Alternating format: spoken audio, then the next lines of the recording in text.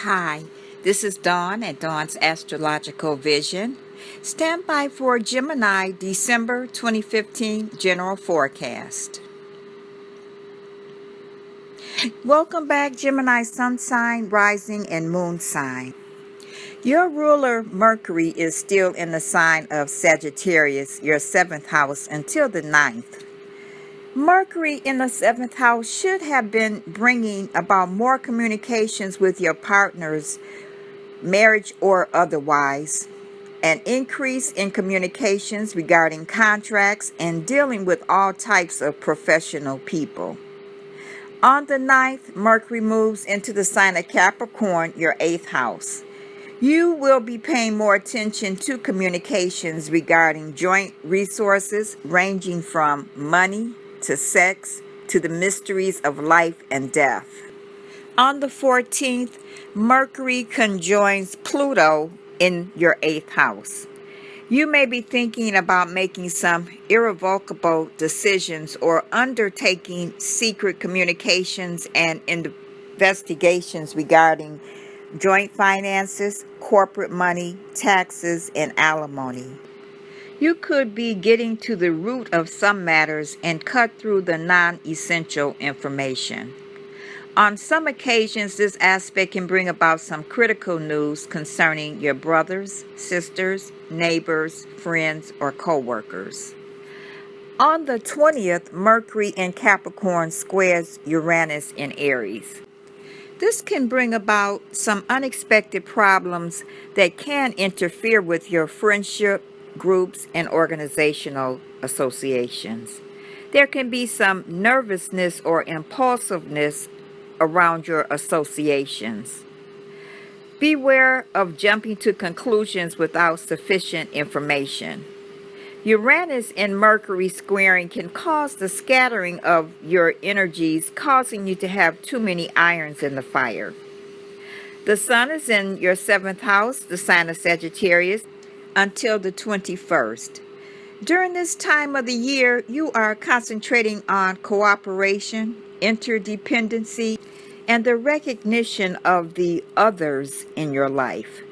You could be selecting or establishing long-term partnerships.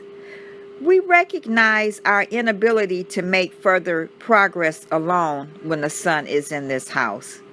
We feel we are stuck. We must learn to love. New partners enter our life now, and standing relationships are called into scrutiny or re-evaluated. We create or recreate lasting bonds with life partners. On the 21st, the Sun moves into your 8th house, the sign of Capricorn. Our awareness turns inward, seeking revitalization and self-validation. Our ego has become strong and maybe too strong.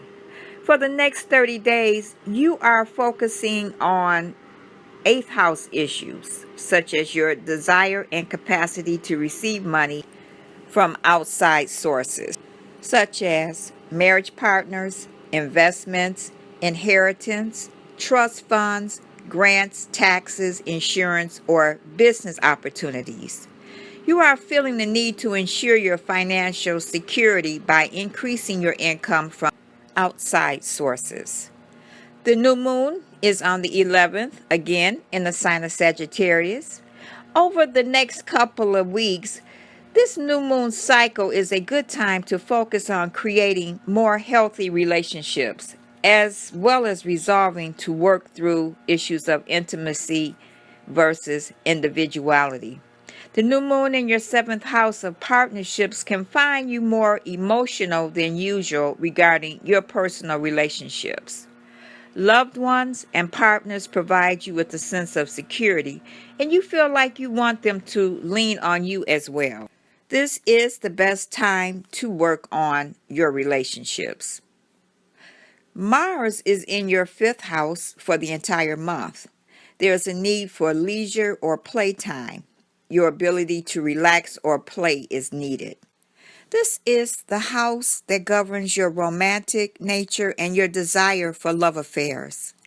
On the 6th of the month, Mars in Libra squares Pluto in Capricorn. This will affect your 5th and 8th house. This can intensify sexual desires and the need for sensitivity and consideration in romantic relationships. Also, the need for consideration with dealing with your children. Watch out for sexual jealousy and frustration standing in the way of your happiness. Pluto is in Capricorn in your 8th house and is preparing for an destruction of old conditions in preparation for the influx of new ones.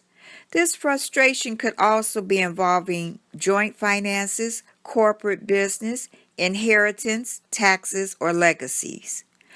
Over the next couple of days after the 6th, watch out also for sports-related injuries. Venus is in the sign of Scorpio as of the 2nd. This is your 6th house and can benefit your working environment, health, and assistance received from fellow employees. You may be improving your health and dress in order to be more attractive to the opposite sex. On the 30th, Venus moves into Sagittarius, your 7th house, Gemini. Right in time for the new year, you possess charm and social grace and are very popular. The full moon is in the sign of Cancer on the 23rd. This highlights your 2nd house, Gemini. Intimacy issues of power and control or joint finances may have been the focus over the last couple of weeks, but over the next couple of days, it's time to recognize what makes you comfortable. The full moon in this house is about balancing the give and take of intimacy and giving and receiving of pleasure. Sharing issues come into focus, as do issues of power. What's yours and what's mine? Your comfort zone matters, and now is the time to take care of your own needs without eclipsing the needs of others.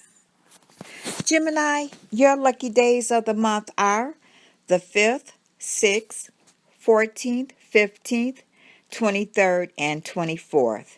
This completes your December 2015 general forecast. Thank you for listening to Dawn's Astrological Vision throughout the year 2015, Gemini. Thank you for liking and subscribing, and I hope you continue to listen next year. Have a wonderful holiday and a happy new year, Gemini. I'll talk to you next month. Bye.